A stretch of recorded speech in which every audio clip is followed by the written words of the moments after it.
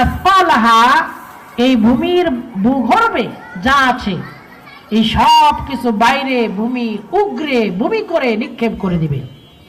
এই ভূমির ভূগর্ভে কি আছে? আছে মানুষ।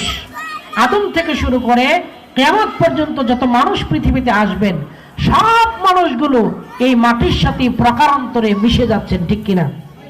সবাই এই মাটির ভূগর্ভে চলে গেছেন। কিয়ামতের ময়দানে মাটি তখন ভূমি করে সব বাইরে নিক্ষেপ করবে। মানুষ তখন বলবে অকাল আল ইনসান মা লাহা, এ মাটি, এ ভূমি তোমার কি হলো, তুমি এমন করছো কেন? সব বাইরে নিক্ষেপ করা হবে। এরপরে এই মাটির ভূগর্ভে কি আছে?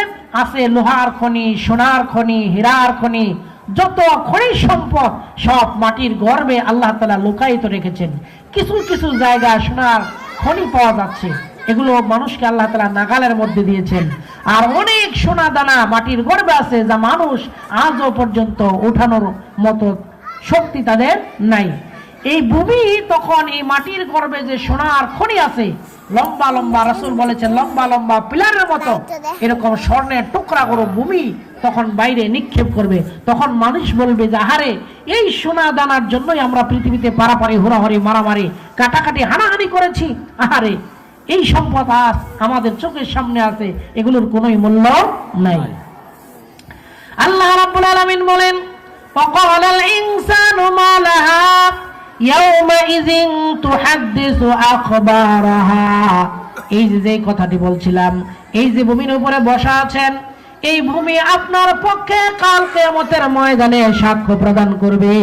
ভূমি বলবে আল্লাহ, তোমার এই বান্দা আমি মাটির উপরে ভূমির উপরে বসে বসে কোরআনে কারিমের তাফসীর শুনেছিল, কোন কোন শীতের মধ্যে ঠান্ডা জনিত অবস্থায় বসে বসে কুয়াশার মধ্যে কোরআন থেকে আলোচনা শুনেছিল। আমি সাক্ষ্য প্রদান করছি, আল্লাহ তাআলা এই সাক্ষী দেওয়ার কারণে কাল কিয়ামতের ময়দানে আল্লাহ পাক আপনার নাজাতের উসিলা বানায় দিতে পারেন। সুবহানাল্লাহ। এই ভূমি সব বলবে ইয়াওমাইযিন তুহাদ্দিসু আখবারাহা, আপনি ভালো কাজ করতেছেন এটা সাক্ষ্য প্রদান করবেন। অপরদিকে এই মাটির উপরে মানুষগুলো নাচানাচি করেন, মদ খায়, গাঁজা খায়, তারি খায়। এই মাটির উপরে মানুষ কত খারাপ কাজ করে, চুরি চামারি ছিনতাই রাহাজানি খুন ধর্ষণ কত কিছু করে। এই সব বদ আমলগুলো যারা করছে, এই মাটি আল্লাহ তাআলার আয়াত অনুযায়ী মাটি আল্লাহর কাছে সব একটা একটা করে বর্ণনা করবেন। সব কিছু মাটি সেদিন আল্লাহর সামনে বর্ণনা দিবেন। ইয়াওমাইযিন তুহাদ্দিসু আখবারাহা, কেন দিবেন?